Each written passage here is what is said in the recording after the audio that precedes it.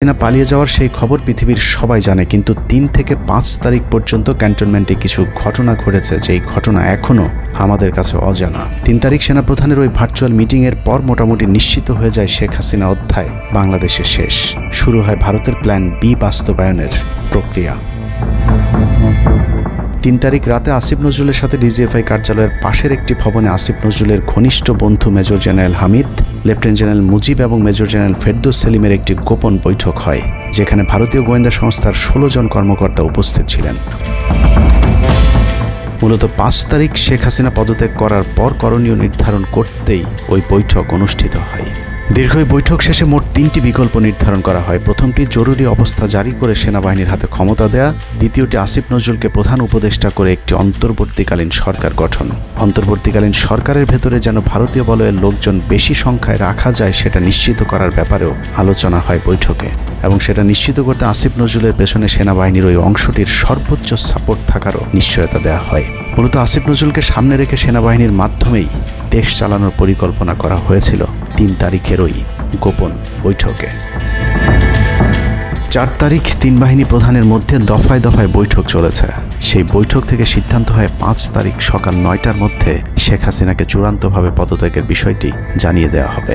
এর পরপরই আসিফ নজরুলকে আবারও ক্যান্টনমেন্টে ডেকে আনা হয় এবং শেখ হাসিনার পদত্যাগের পর আওয়ামী নেতা কর্মীদেরকে যতটা সম্ভব নিরাপত্তা দেয়া, বেসরকারি বিভিন্ন প্রতিষ্ঠানগুলোতে যতটা সম্ভব আগের কর্মকর্তাদেরকে রেখে দেয়া এবং বিটিআর হত্যাকাণ্ড নিয়ে কোনো ধরনের পদক্ষেপ না নেওয়ার সহ বেশ কিছু করণীয় ঠিক করে দেওয়া হয়।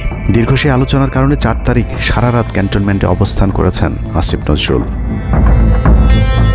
তাৎক্ষণিক আসিফ নজরুলের কাঁধে 2টি দায়িত্ব দেওয়া হয়: আর্মির প্রতি সকলের আস্থা তৈরি করা এবং হাসিনার পদত্যাগের পরপর ছাত্রদেরকে সেনাবাহিনীর নিয়ন্ত্রণে নিয়ে আসা। কথা মতো আসিফ নজরুল ৪ তারিখ রাত এবং ৫ তারিখ খুব সকালে ক্যান্টনমেন্টে বসে ফেসবুকে তিনি 2টি পোস্ট করেন। পোস্টের প্রথমটি ৪ তারিখ রাতে সেনাবাহিনীকে প্যাট্রিয়ট সম্বোধন করে করা হয়, যেন সেনাবাহিনীর প্রতি ছাত্র জনতার আস্থা বেড়ে যায়, এবং পরেরটি সংখ্যালঘুদের বাড়িঘরে হামলা না চালানোর অনুরোধ করে পোস্ট করা হয়। দুপুর 12টার আগে আসিফ নজরুলের করা হিন্দুদেরকে নিয়ে ওই পোস্টে প্রমাণ করে আসিফ নজরুল আগে থেকেই জানতেন কিছুক্ষণ পর আসলে কি ঘটতে যাচ্ছে। আমরা এখন আর্মি চিফের সাথে একটা আলোচনায় আছি। আমি যতটুকু ওনার সাথে কথা বলেছি আমার কাছে মনে হয়েছে, আশা করছি আপনাদের জন্য অনেক বড় সুসংবাদ আসছে। বিজয়ের খবর আগেই জেনে যাওয়াটা সমস্যা না, কিন্তু সমস্যা হলো আসিফ নজরুল সবাইকে আন্দোলনের কেন্দ্রবিন্দু ঢাকা বিশ্ববিদ্যালয়ে যেতে না বলে ক্যান্টনমেন্টের সুখবরের অপেক্ষায় থাকতে বলেন। মূলত আসিফ নজরুলের ওই ফাঁদে পা দিয়ে ছাত্র জনতার জুলাই আগস্ট বিপ্লবের বিজয় হাতছাড়া হয়ে গিয়েছিল। ছাত্র নেতাদের সরলতাকে কাজে লাগিয়ে আসিফ নজরুল নাহিদ আসিফদেরকে সেনাপ্রধানের কাছে আসতে বলেন। নাহিদ, আসিফ, মাহফুজরা সেনাপ্রধানের কাছে যাবার আগে আসিফ নজরুলের প্রধান উপদেষ্টা হবার বিষয়টি চূড়ান্ত হয়ে যায়। সমন্বয়কেরা পৌঁছানোর পর সেনাপ্রধান তাদেরকে জানায় আসিফ নজরুল হচ্ছেন প্রধান উপদেষ্টা, কিন্তু ছাত্ররা ডক্টর মোহাম্মদ ইউনুসকে প্রধান উপদেষ্টা বানানোর দাবি করলে আসিফ নজরুল তাদেরকে জানায় ডক্টর ইউনুস প্রধান উপদেষ্টা হতে রাজি নয়। কিন্তু ছাত্র নেতাদের সাথে ইউনুসের আগে থেকে যোগাযোগ ছিল, যে কারণেই সেনাপ্রধানকে ছাত্ররা জানায় আমরা ডক্টর ইউনুসের সাথে একান্তে কথা বলতে চাই। ছাত্ররা ডক্টর ইউনুসকে ফোন করলে তিনি জানান প্রধান উপদেষ্টা হতে চান না সেনাবাহিনী কিংবা আসিফ নজরুলের কাছে তার এরকম কোনো বার্তা তিনি দেননি। এরপর ছাত্র নেতাদের দাবির মুখে ইউনুসকে প্রধান উপদেষ্টা বানাতে বাধ্য হয় সেনাবাহিনী। ডক্টর মোহাম্মদ ইউনুসকে প্রধান উপদেষ্টা করা হলেও ক্ষমতার কেন্দ্রে থেকে যায় ভারত নিয়ন্ত্রিত ক্যান্টনমেন্টের মদতপুষ্ট আসিফ নজরুল, যাকে তারা সুনিপুণভাবে গেল এক যুগে তিলে তিলে তৈরি করেছেন। আসিফ নজরুল তার মন্ত্রণালয়ের বাইরেও সবখানে নিয়োগ থেকে বদলি বরখাস্তের একক ক্ষমতা ভোগ করতে থাকে।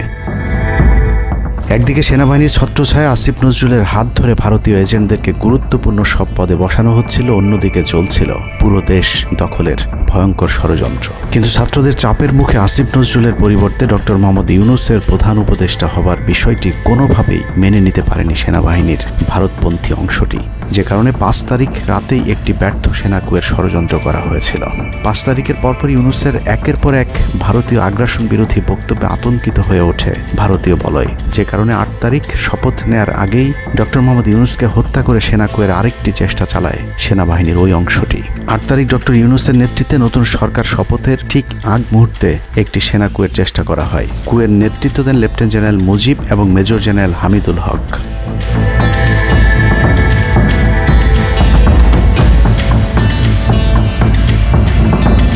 কিন্তু পশ্চিমা একটি গোয়েন্দা সংস্থা বিষয়টি দ্রুত সেনাপ্রধানকে জানালে জেনারেল ওয়াকার তাদের পরিকল্পনা ভণ্ডুল করে দেয়। সেনাপ্রধান তাৎক্ষণিকভাবে লেফটেন্যান্ট জেনারেল শামীমকে পিএসও এএফটি থেকে সিজিএস হিসেবে নিয়োগ দেন এবং মুজিবকে কিউএমজি থেকে আটডগে বদলি করেন, যদিও ৮ তারিখ রাত থেকেই মুজিব পলাতক রয়েছেন। এরপর ১২ সেপ্টেম্বর তাকে সেনাবাহিনী থেকে বরখাস্ত করা হয়। একই দিনে লেফটেন্যান্ট জেনারেল হামিদুলকে স্বেচ্ছায় অবসরে পাঠানো হয়। এনডিসি থেকে মেজর জেনারেল সাইফুলকে মিনিস্ট্রি অফ ফরেন অ্যাফেয়ার্স এবং চিফ অফ জেনারেল স্টাফ শাহিনকে এনডিসিতে পাঠানো হয়। কয়েকজনের ব্যাপারে পদক্ষেপ নেওয়াটা যেমন স্বস্তির, তেমনি ষড়যন্ত্রকারীদেরকে যেখানে বদলি করা হয়েছে তাদের প্রতিটি পদই অত্যন্ত গুরুত্বপূর্ণ, যা বর্তমান সরকার এবং দেশের স্থিতিশীলতার জন্য চরম বিপজ্জনক। কতটা বিপজ্জনক সেটা জানতে চলুন শুরুতেই যে প্রলয়ঙ্কারী ঝড়ের কথা বলেছিলাম সেখানে ফিরে যাওয়া যাক। ভারতীয় গোয়েন্দা সংস্থা ৫ তারিখের পর থেকে দেশে নানাভাবে একটা সাম্প্রদায়িক দাঙ্গা বাঁধানোর চেষ্টা চালিয়ে যাচ্ছেন, যেটাকে কেন্দ্র করে বাংলাদেশে একটা সামরিক অভিযান চালানো যায়। এই দাঙ্গা বাঁধাতে ভারতীয় গোয়েন্দারা আওয়ামী লীগ, হিন্দু এবং ইসকনকে কিভাবে ব্যবহার করছে সেই পরিকল্পনার ছক এখন বাংলাদেশি গোয়েন্দাদের হাতে। একটি গোয়েন্দা সংস্থা থেকে যেসব তথ্য আমার কাছে পৌঁছেছে তা রীতিমতো এই দেশের অস্তিত্বের জন্য হুমকি স্বরূপ। আওয়ামী লীগ, হিন্দু আর ভারতের এই চক্রান্ত যদি সঠিকভাবে মোকাবেলা করা না যায় তাহলে অচিরেই বাংলাদেশের অবস্থা হবে হায়দ্রাবাদের মতো। জননেত্রী শেখ হাসিনাকে দেশ থেকে সরে যেতে বাধ্য করেছেন। বাংলাদেশকে নিয়ে ভয়ঙ্কর এই চক্রান্তে জড়িত আওয়ামী লীগ, সনাতনী এবং ইসকনের অন্তত ৪০টি হোয়াটসঅ্যাপ গ্রুপ এবং জুম মিটিংয়ের ভিডিও হাতে পেয়েছে গোয়েন্দারা। গোয়েন্দাদের কাছে প্রাপ্ত এসব তথ্যে যা উঠে এসেছে তা আটকে ওঠার মতো।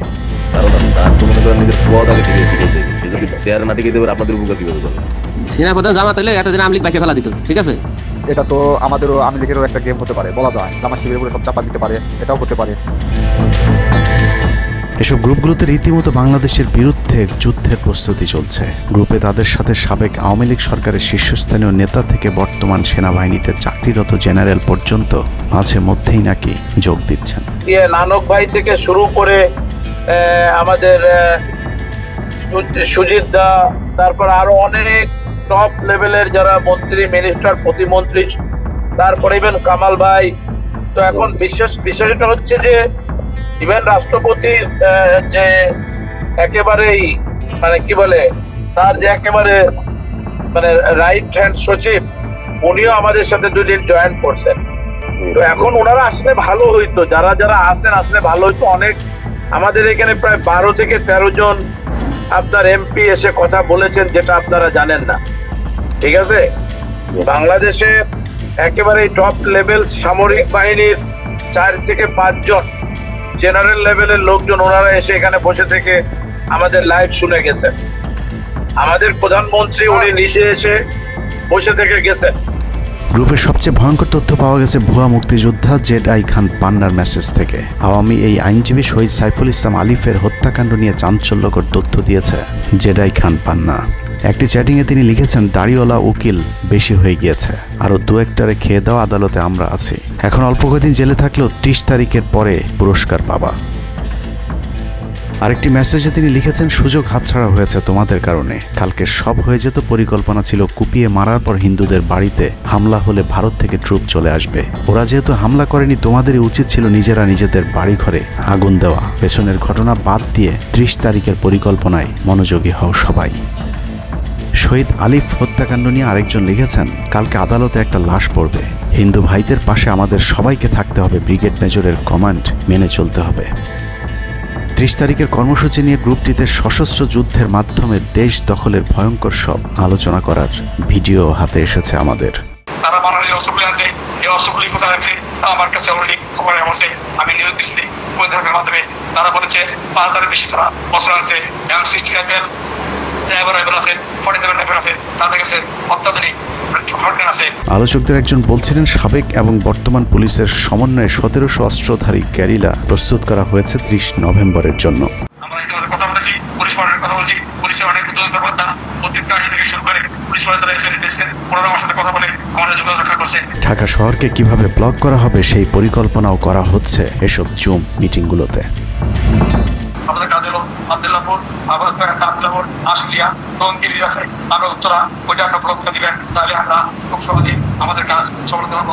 সশস্ত্র যুদ্ধের জন্য পুরো দেশকে মোট 10টি বিভাগে বিভক্ত করা হয়েছে, যেখানে একজন করে ব্রিগেড মেজর নিয়োগ দেওয়া হয়েছে, যাদের সবাই দেশেই অবস্থান করছেন। এর মধ্যে গ্রুপে প্রাপ্ত জেডাই খান পান্নার নম্বরটিতে মেসেজ পাঠানো হলে মুহূর্তেই সাড়া দেন তিনি। কল করতেই গড় গড় করে সবকিছু স্বীকার করেন। জেডাই খান পান্না, জি আমি তাই। 30 তারিখ 50 থেকে 80 ভাগ পুলিশ, আনসার, এমনকি সচিবালয়ের আমলারাও তাদের পক্ষে মাঠে নামবে বলে স্বীকার করেন গেরিলা আক্রমণের পরিকল্পনাকারী জেডাই খান পান্না। আপনারা কি কোনো গেরিলা ইনভেশন হামলা করা যাবে? ঢাকার স্টুডেন্টরা যদি এখনো সাপোর্টার্স অর্গানাইজ হইতে নামে, এই অ্যাডমিনিস্ট্রেশনের 50% না 80% লোক নামে আসবে, পার্টিকুলারলি পুলিশ, আনসার এবং সেক্রেটারিয়েট থেকে। পালিয়ে যাবার আগে প্রধান সেদিন রাজি হলে ব্ল্যাকআউটের সময়টা আরও ভয়ঙ্কর হতে পারত। বিমান বাহিনীর সহায়তা না পেয়ে শেখ হাসিনা পরদিন র্যাব প্রধানকে ডেকে আদেশ দেন তার হেলিকপ্টার প্রস্তুত রাখার।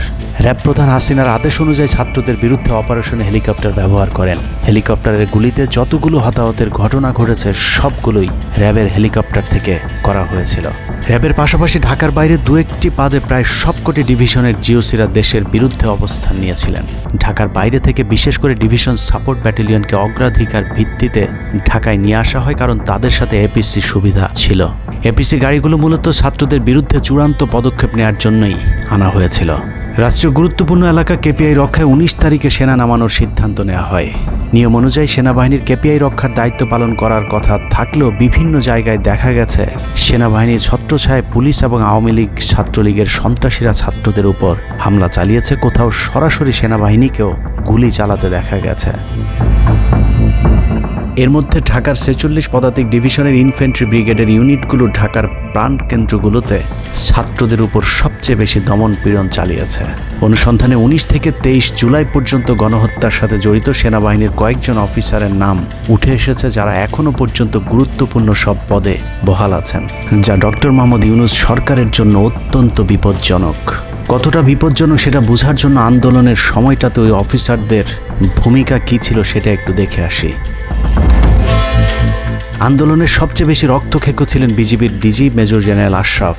সূত্র জানিয়েছে ভারতীয় নাগরিকদের বিজিবির পোশাক পরিয়ে মাঠে নামিয়েছিলেন বিজিবির এই মহাপরিচালক। সেনাবাহিনী শেখ হাসিনাকে পদত্যাগের পরামর্শ দেওয়ার পরেও শুধু বিজিবিকে নিয়ে হত্যাকাণ্ড চালিয়ে শেখ হাসিনাকে ক্ষমতায় রাখার গ্যারান্টি দিয়েছিলেন মেজর জেনারেল আশরাফ। 5 তারিখ হাসিনা পালিয়ে যাবার আগ মুহূর্তে তিনি স্বরাষ্ট্রমন্ত্রীকে ফোন করে বলেছিলেন কয়েক হাজার মানুষ মারলেই পরিস্থিতি ঠান্ডা হয়ে যাবে, অতএব কোনো অবস্থাতেই যেন প্রধানমন্ত্রী পালিয়ে না যান। স্বরাষ্ট্রমন্ত্রীকে তিনি এমনটাই পরামর্শ দিয়েছিলেন। 5 তারিখ সকাল থেকে দুপুর পর্যন্ত ঢাকা শহরে সবচেয়ে বেশি তৎপরতা ছিল বিজেপির। ওই দিন সকাল থেকেই ঢাকার প্রবেশ পথগুলোতে চেকপোস্ট বসিয়ে তল্লাশি চালিয়েছিল মেজর জেনারেল আশরাফের বিজিবি। বিজিবির একটি সূত্র জানিয়েছে বিজিবি মহাপরিচালক প্রতিদিন সিওদের কাছ থেকে হিসেব নিতেন কে কতজন ছাত্র হত্যা করেছে। বিজিবি মহাপরিচালকের নির্দেশনায় খুনের সেই প্রতিযোগিতায় সবচেয়ে ভালো পারফর্মার ছিল কর্নেল রিদওয়ান। সূত্রের মতে ছাত্র আন্দোলনে বিজিবি অন্তত 500 শিক্ষার্থীকে গুলি করে হত্যা করেছে। বিজিবি প্রধান এবং রিদওয়ানের মতো তার অনুগত অফিসারদের জেলে থাকার কথা, কিন্তু তারা এখনও গুরুত্বপূর্ণ সব দায়িত্ব পালন করে যাচ্ছে। আর মেজর জেনারেল আশরাফ এখন পর্যন্ত বিজিবি প্রধানের চেয়ারেই বসে আছেন।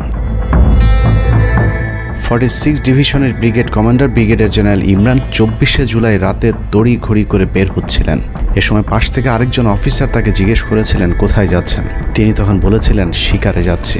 শিকার শেষে পরদিন নিজেদের মধ্যে কতজনকে গুলি করে মেরেছেন তা নিয়ে হাসাহাসি করেছিলেন brigade commander brigadier general Imran. Brigadier Imran 5 তারিখ যারা কুয়ের পরিকল্পনা করেছিলেন তাদের মধ্যে অন্যতম।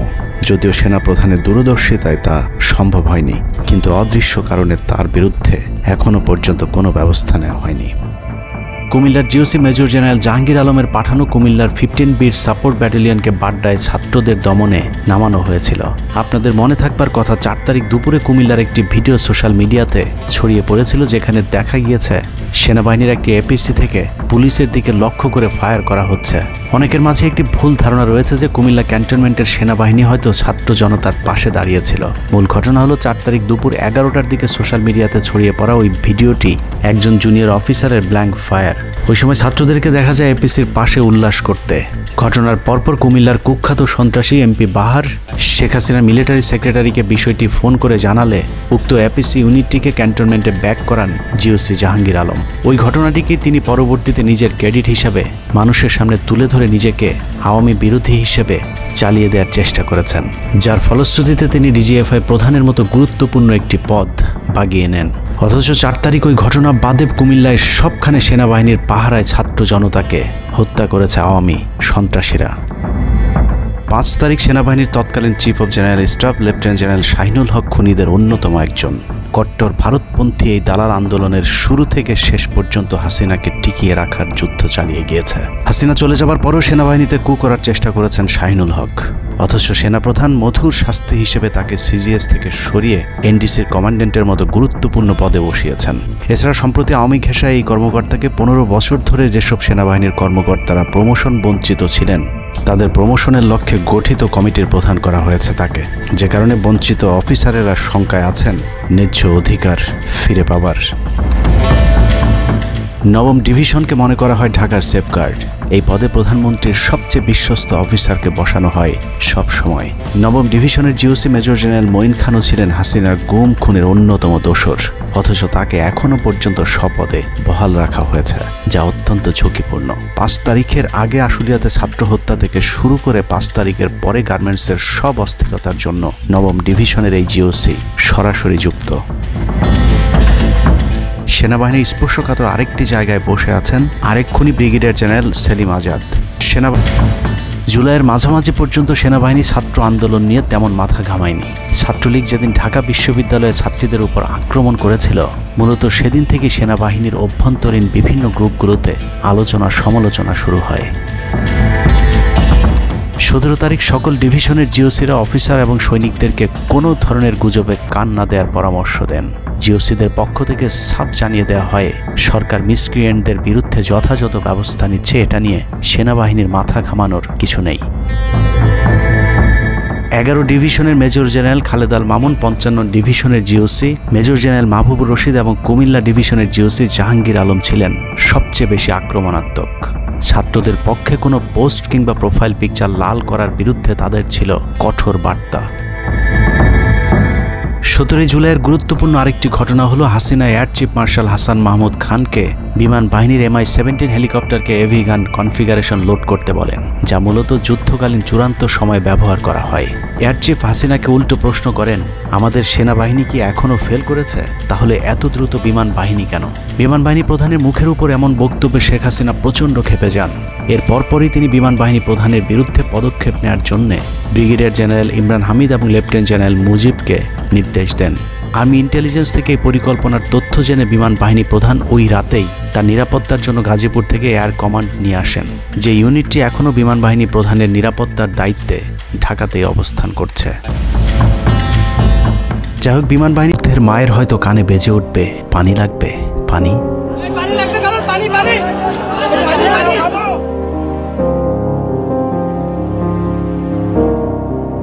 শুনেছি স্বাধীনতা অর্জনের চেয়ে রক্ষা করা অনেক কঠিন।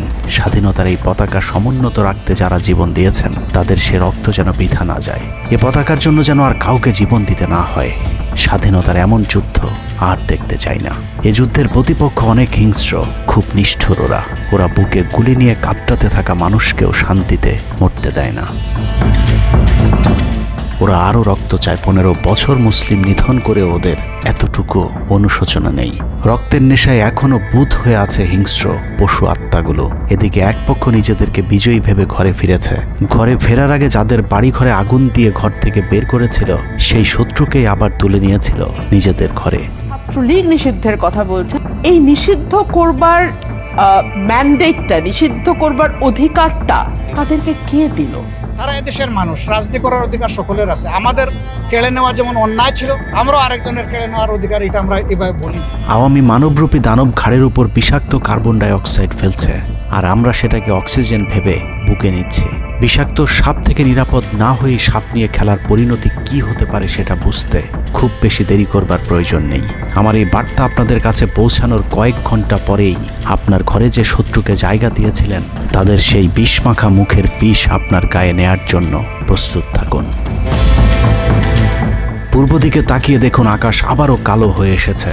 খুটখুটে অন্ধকার দেখে ঝড়ের গতি যতটুকু ভাবছেন অন্ধকারের সেই ঝড়ো বাতাস আসলে আলোর চেয়েও বেশি গতি নিয়ে ধেয়ে আসছে সবকিছু লণ্ডভণ্ড করে দিতে। প্রলয়ঙ্করী সেই ঝড়ের কবল থেকে প্রিয় মাতৃভূমিকে বাঁচাতে হলে দেশ রক্ষার পবিত্র দায়িত্ব যাদেরকে দেয়া হয়েছে, চলুন দেখে আসি তারা আসলে কতটা প্রস্তুত। বাহিনীর সিভিল যে কোনো অপারেশনে যেতে ডিরেক্টর মিলিটারি অপারেশনের পারমিশন নেওয়া বাধ্যতামূলক। এমনকি জরুরি ভিত্তিতে কোনো অপারেশনে যেতে হলেও তাকে অবশ্যই পরে অবহিত করতে হয়, অর্থাৎ তার অনুমতিক্রমে সেনাবাহিনী ঢাকাতে সব হত্যাকাণ্ড চালিয়েছে। শুধু তাই নয়, তিনি খবর রাখতেন যারা অপারেশনে ছাত্রদের উপর গুলি চালাতো না তাদেরকে নাজিমুদ্দৌলা অকথ্য ভাষায় গালাগাল করত। নাজিমুদ্দৌলা সাবেক কুখ্যাত ডিজিএফআই ডিজি মেজর জেনারেল আকবর হোসেনের এপিএস ছিলেন, অথচ তাকে এখনো পর্যন্ত তার সেই গুরুত্বপূর্ণ পদ থেকে সরানো হয়নি। ব্রিগেডিয়ার জেনারেল আকসার ইন্টারন্যাশনাল অ্যাফেয়ার্স ব্যুরো আইএবির ডিরেক্টরের দায়িত্বে আছেন। বহুল আলোচিত আয়নাঘরের পুরো নিয়ন্ত্রণ ছিল সেনাবাহিনীর এই কর্মকর্তার হাতে। তার হাতে রাজনৈতিক দল এবং নেতাদের ভাগ্য নির্ধারিত হয়। আওয়ামী লীগ সরকারের সময়কার গুরুত্বপূর্ণ সেই দায়িত্ব পালন করা ব্যক্তি এখনো পর্যন্ত তার সেই পুরাতন দায়িত্বই পালন করে যাচ্ছেন। সেনা সূত্র জানিয়েছে আকসারের ভারত কানেকশন এতটাই শক্তিশালী যে সেনা প্রধানও নাকি তাকে তার চেয়ার থেকে সরাতে পারছেন না। কদমবুচি জেনারেল খ্যাত মেজর জেনারেল মাহবুবুর রশিদ যশোর ডিভিশনের জিওসি সামরিক নিয়ম ভেঙে গোপালগঞ্জে সবার সামনে হাসিনার পা ছুঁয়ে সালাম করেছিলেন major general Mahbubur Rashid. 5 August এবং 7 আগস্ট সেনাবাহিনীর গাড়ি পোড়ানোর পরেও সেনাবাহিনীকে কোনো অ্যাকশনে যেতে দেয়নি সেনাবাহিনীর এই আওয়ামী কর্মকর্তা। সূত্র জানিয়েছে 5 তারিখের পর থেকে এ পর্যন্ত একাধিকবার গোপালগঞ্জ আওয়ামী লীগ নেতাদের বাড়িতে গিয়ে বৈঠক করেছেন তিনি, অথচ মাহবুবকে এখনো পর্যন্ত জিওসির পদে বসিয়ে রাখা হয়েছে। তার এই ক্ষমতাকে কাজে লাগিয়ে আওয়ামী লীগের অসংখ্য নেতাকর্মীকে ভারতে যাবার সুযোগ করে দিয়েছেন major general Mahbubur Rashid. Colonel Asad Khulna DGFI এর ডেড কমান্ডার, সেখানে বসে তিনি রয়ের সব পরিকল্পনা বাস্তবায়ন করে যাচ্ছে। জুলাই আন্দোলনের সময় যিনি আর্মি অফিসারদেরকে বলেছিলেন দেখে দেখে গুলি করেন, প্রতি গুলিতে একটা করে মারতে হবে, অথচ সেই কর্মকর্তা এখনো খুলনাতে বসে বিএনপি জামায়াতের নেতাকর্মীদের মধ্যে বিভক্তির ষড়যন্ত্র করে যাচ্ছে। খুলনা অঞ্চল দিয়ে তার সহায়তায় শেখ পরিবারের সবচেয়ে বেশি সংখ্যক সদস্য ভারতে পালিয়েছে। বগুড়া ডিভিশনের GOC major general Khaled Al Mamun এখনও জিওসি পদে আছেন।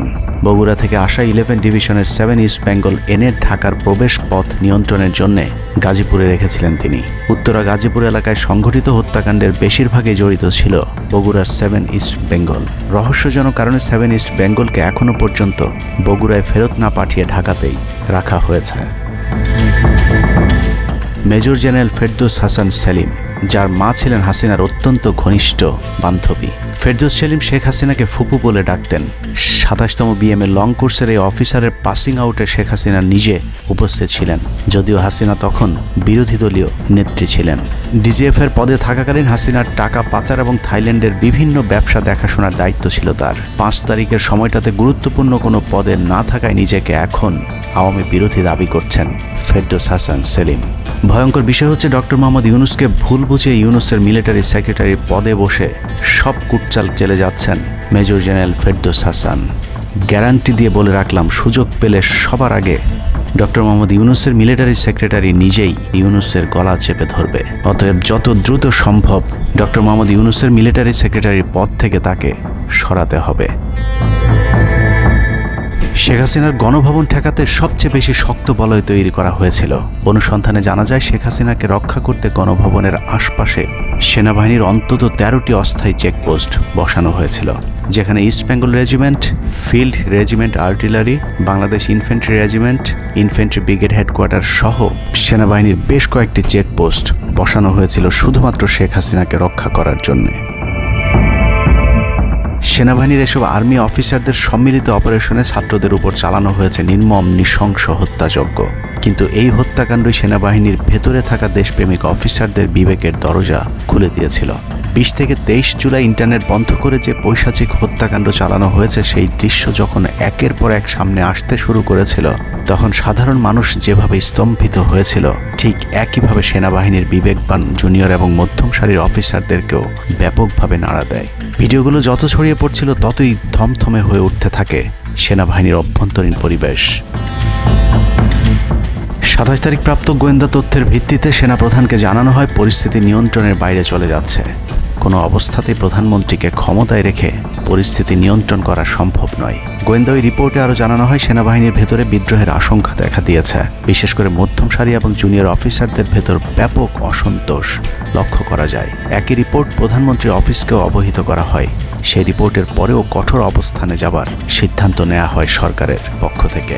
এদিকে গোয়েন্দা রিপোর্টের প্রেক্ষিতে সেনা ইউনিটের মধ্যম সারি জুনিয়র অফিসার এবং সৈনিকদের উপর কঠিন সামরিক গোয়েন্দা নজরদারি চলতে থাকে, যে কারণে প্রচণ্ড ক্ষোভ থাকলেও কোনো ধরনের পূর্ব প্রস্তুতি ও পারস্পরিক যোগাযোগ না থাকায় সেনাবাহিনীর দেশপ্রেমিক অফিসার ও সৈনিকেরা কিংকর্তব্য বিমূঢ় হয়ে পড়েন।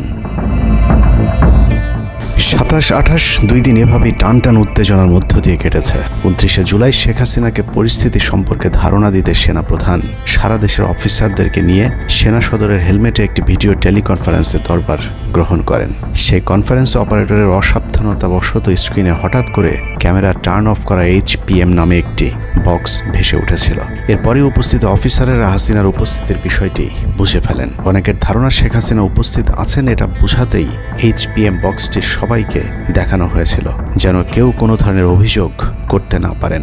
কিন্তু সবাইকে অবাক করে বেশ কয়েকজন অফিসার তাদের ক্ষোভের কথা জানান। এর মাঝে রাজশাহী CMH এর একজন মেজর র্যাঙ্কের নারী চিকিৎসক 19 থেকে 23 তারিখ পর্যন্ত চলা ছাত্র হত্যার বিভীষিকাময় বর্ণনা তুলে ধরে আবেগী এক বক্তব্য দেন। সূত্র জানিয়েছে এ সময় সেনাবাহিনীর কয়েকজনকে কাঁদতে দেখা গেছে। একদিকে সেনাবাহিনীর উচ্চপদস্থ অফিসারদের মারমুখী অবস্থান, অন্যদিকে বেশিরভাগ জুনিয়রদের নিষ্ক্রিয়তার মধ্য দিয়ে সেনাবাহিনীতে স্পষ্ট দুটি ভাগ লক্ষ্য করা যায়। এরই মধ্যে সেনাবাহিনীর কাছে প্রাপ্ত গোয়েন্দা তথ্য অনুযায়ী যে কোনো সময় সেনাবাহিনীতে বিদ্রোহ দেখা দিতে পারে। বিশেষ করে লেফটেন্যান্ট কর্নেল থেকে নিচের অফিসারদের ভেতর ব্যাপক ক্ষোভের বিষয়টি গোয়েন্দা প্রতিবেদনে জানানো হয়। সেই প্রেক্ষিতে 3 তারিখ শর্ট নোটিসে আরেকটি টেলিকনফারেন্স কল করা হয়। মূলত ওই রিপোর্টের প্রেক্ষিতেই হাসিনার বিশ্বস্ত ওয়াকার হাসিনা থেকে মুখ ফিরিয়ে নেন, কারণ হাসিনাকে বাঁচাতে গিয়ে তিনি নিজের জীবন বিপদে ফেলতে চাননি। 3 তারিখ কনফারেন্সের শুরুতেই সবাইকে ঠান্ডা রাখতে একটি মোনাজাত করা হয়েছিল। যে মোনাজাতে গুরুত্বপূর্ণ একটি দোয়া ছিল রাব্বানা লা তাজআলনা মাআল কওমিজ জালিমিন, অর্থাৎ হে আল্লাহ আমাদেরকে জালিম সম্প্রদায়ের অন্তর্ভুক্ত করবেন না। এ সময় পুরো দরবার রুমে পিন পতন নীরবতা লক্ষ্য করা গেছে। মূলত এই মোনাজাতের মধ্য দিয়ে ফয়সালা হয়ে যায় সেনাবাহিনী কাদের পক্ষে দাঁড়াবে। সেনা সূত্র থেকে পাঠানো এসব তথ্যে উঠে এসেছে সেনাবাহিনী কোন কোন এলাকায় ছাত্র জনতার উপর গুলি চালিয়েছিল এবং কতটা পরিকল্পিতভাবে মানুষ হত্যার ছক কষা হয়েছিল। 4 তারিখও সেনাবাহিনীর ভূমিকা ছিল অত্যন্ত অস্পষ্ট। কিছু জায়গায় সেনাবাহিনী ছাত্রদের পক্ষে, আবার কিছু জায়গায় ছাত্রদের উপর গুলিও চালিয়েছে। 4 আগস্ট সবার প্রথম 24 ডিভিশন চট্টগ্রামের GOC lieutenant general Mainur Rahman তার বাহিনীকে ছাত্রদের পাশে দাঁড়ানোর নির্দেশ দেন। 5 তারিখ সকাল পর্যন্ত আর্মির ভূমিকা ছিল অত্যন্ত সন্দেহজনক। সকাল 10টা পর্যন্ত আর্মি কড়াকড়িভাবেই দায়িত্ব নিয়েছিলেন। বিশেষ করে গণভবনের আশপাশে 12টা পর্যন্ত ছাত্রদেরকে ভয় দেখাতে কয়েক রাউন্ড লাইভ অ্যামুনেশন ফায়ার করা হয়। 4 তারিখ 3 বাহিনী প্রধান, পুলিশ প্রধান এবং DGDGF এর সারা রাত নির্ঘুম কেটেছে। 3 থেকে 5 তারিখ পর্যন্ত গুরুত্বপূর্ণ কিছু ঘটনা ঘটেছে, সেটা তুলে ধরবার আগে শেখ হাসিনার পালিয়ে যাওয়ার বর্ণনা দিয়ে আসা যাক। 5 তারিখ সকাল ঠিক 9টায় প্রধানমন্ত্রীর অফিসে গিয়ে শেখ হাসিনাকে পদত্যাগ করতে বলেন সেনাপ্রধান। শেখ হাসিনার কথা শোনার সাথে সাথে সেনাপ্রধানকে দৌড়ে মারতে আসেন। এ সময় 3 বাহিনী প্রধানকে অকথ্য ভাষায় গালাগাল করেন শেখ হাসিনা।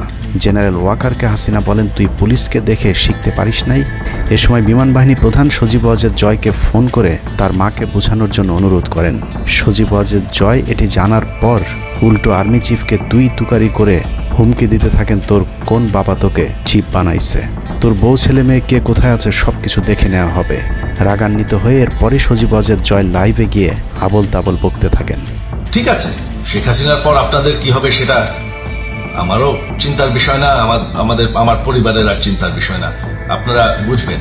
এরই মধ্যে 9:30 বেজে যায়। শেখ হাসিনাকে কোনোভাবে রাজি করাতে না পেরে সেনাপ্রধান হাসিনাকে 2টি বিকল্প দেন, পদত্যাগ অথবা গ্রেফতার। ওদিকে মিরপুরে বসানো সেনাবাহিনীর চেকপোস্টগুলো খুলে দেওয়া হলে বিনা বাধায় গণজোয়ার ঢুকে পড়তে থাকে। মবটি যখন গণভবন থেকে মাত্র 20 মিনিটের দূরত্বে চলে আসে, এ সময় সেনাবাহিনী এক প্রকার জোর করে শেখ হাসিনাকে পদত্যাগপত্রে সই করান। এ সময় SSF এর 2-1 এগিয়ে আসতে চাইলেও সেনাপ্রধান হাত ইশারা করলে তারা জায়গায় দাঁড়িয়ে থাকেন। পদত্যাগের পর শেখ হাসিনা জাতির উদ্দেশ্যে ভাষণ দেওয়ার অনুরোধ করলে সেনাপ্রধান হাসিনাকে বলেন, জীবন বাঁচাতে চাইলে দ্রুত গাড়িতে গিয়ে উঠুন, জনগণ গণভবনে ঢুকে পড়ছে।